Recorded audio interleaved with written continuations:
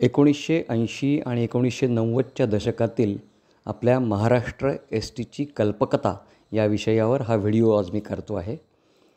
1980च्या दशकात चंद्रपूर, यवतमाळ, नागपूर, वर्धा, भंडारा, अमरावती आणि अकोला या विदर्भातल्या विभागांच्या सुपर एक्सप्रेस बसेसना मध्ये पांढरा पट्टा असायचा.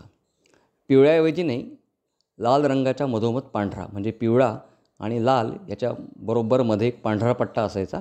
त्याला काळी बॉर्डर असायची छान, आणि त्या पांढऱ्या पट्ट्यावर गाडीच्या डाव्या बाजूने मधोमध अति जलद आणि उजव्या बाजूने सुपर एक्सप्रेस असं शैलीदार अक्षरात लिहिलेले असायचे.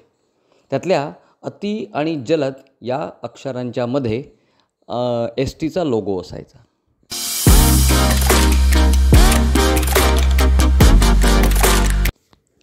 एकोणीसशे 1990 ते 2000च्या दशकात चंद्रपूर विभागाने त्यांच्या बसेसच्या पांढऱ्या पट्ट्यावर खालीलप्रमाणे लिहायला सुरुवात केली. चंद्रपूर विभागात जेवढे आगार होते त्या आगारांना वेगवेगळ्या नंबरनी, वेगवेगळ्या टाईपनी त्यांनी लिहायला सुरुवात केली. तेव्हा मला सांगायला आवडेल की गडचिरोली आगार हे वेगळं नव्हतं, गडचिरोली विभाग नव्हता, गडचिरोली आगार होतं. गडचिरोली विभागातले गडचिरोली, ब्रह्मपुरी आणि अहेरी हे तिन्ही आगार चंद्रपूर विभागातच होते. गडचिरोली जिल्हा जरी असला तरी चंद्रपूर विभागात होते. तर चंद्रपूर विभागाच्या चंद्रपूर डेपोला, म्हणजे चंद्रपूर या डेपोच्या बसेसच्या पांढऱ्या पट्ट्यावर ब्लॅक गोल्ड एक्सप्रेस असं लिहिलेलं असायचं. कोळसा खाणी या चंद्रपूर तालुक्यात फार मोठ्या प्रमाणात असल्यामुळे ब्लॅक गोल्ड एक्सप्रेस. चंद्रपूर विभागाच्या वरोरा आगारात, म्हणजे वरोरा डेपोच्या बसेसवर आनंदवन एक्सप्रेस असं लिहिलेलं असायचं. बाबा आमटेंचा आनंदवन प्रकल्प तिथे आहे आणि फार प्रसिद्ध आहे, त्यामुळे ते आनंदवन एक्सप्रेस असं लिहिलेलं असायचं. चंद्रपूर विभागाच्याच चिमूर आगाराच्या बसेसवर, चिमूर डेपोच्या बसेसवर संग्राम एक्सप्रेस असं त्या पांढऱ्या पट्ट्यावर लिहिलेलं असायचं. 1942च्या स्वातंत्र्य लढ्यातील चिमूरचं योगदान जे आहे ते फार मोठं आहे, त्यामुळे चिमूरवासियांच्या योगदानाला त्यांनी असं याप्रमाणे ॲप्रिशिएट केलं होतं. त्यानंतर चंद्रपूर विभागाच्याच ब्रह्मपुरी डेपोच्या बसेसवर, म्हणजे ब्रह्मपुरी डेपोच्या बसेसवर व्हाईट ग्लोरी एक्सप्रेस, कारण ब्रह्मपुरी तालुका हा उत्तम प्रकारचे धान पिकवण्यासाठी प्रसिद्ध आहे, म्हणून व्हाईट ग्लोरी एक्सप्रेस असं लिहिलेलं असायचं. चंद्रपूर विभागाच्याच अहेरी आगाराच्या, म्हणजे अहेरी डेपोच्या बसेसवर सिल्व्हर वूड एक्सप्रेस असं लिहिलेलं असायचं. अहेरी तालुका हा सागवानी लाकूड अहेरी तालुक्यातलं जे आहे ते चांदीप्रमाणे मौल्यवान आहे, त्याची किंमत फार जास्त असते अस्सल सागवानी लाकडाची, म्हणून अहेरी डेपोच्या बसेसवर सिल्व्हर वूड एक्सप्रेस असं लिहिलेलं असायचं.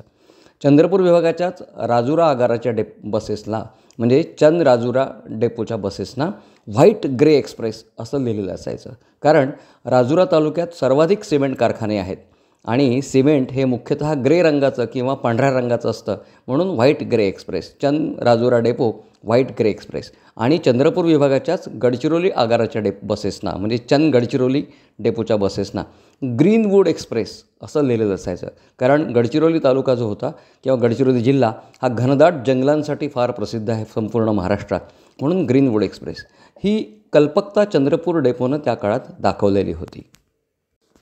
मला वाटतं हीच कल्पकता महाराष्ट्रातल्या इतर सगळ्या डेपोनीसुद्धा आज दाखवायला पाहिजे. उदाहरणार्थ सातारा जिल्ह्यातल्या महाबळेश्वर आगाराच्या बसेसना प्रतापगड एक्सप्रेस असं लिहिता येईल. दहिवडी आगाराच्या बसेसना माणदेश एक्सप्रेस किंवा ब्रह्मचैतन्य एक्सप्रेस असं लिहिता येईल. सातारा जिल्ह्यातल्या सातारा तालुक्याला अजिंक्यतारा एक्सप्रेस, सातारा डेपोच्या बसेसना अजिंक्यतारा एक्सप्रेस. कराड डेपोच्या बसेसना यशवंत एक्सप्रेस, यशवंतराव चव्हाणांचं गाव आहे कराड, यशवंत एक्सप्रेस. अशा प्रकारचं काहीतरी करता येईल, लिहिता येईल, एक नवीन पायंडा पाडू शकाल. जी कल्पकता एस टीने 1980 आणि 90च्या दशकात दाखवली ती महाराष्ट्र एस टी आज का दाखवू शकत नाही, हाच मोठा प्रश्न आहे.